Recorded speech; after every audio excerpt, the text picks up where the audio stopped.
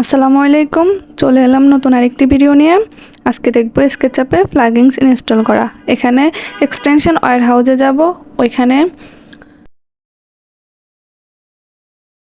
Gmail আইডিটা add করে নিব। জিমেল আইডি অ্যাড করে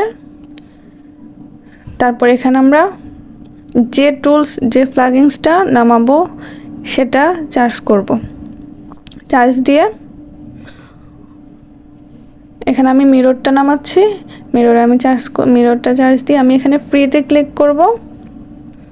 এই যে দেখতে পাচ্ছেন,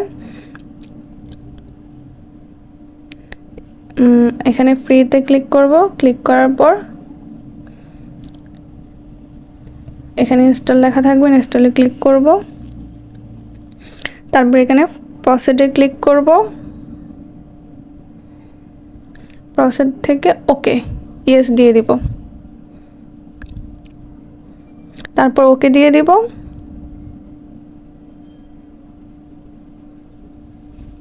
এই যে আমার টুলসটা ইনস্টল হয়ে গেছে স্কেচআপে।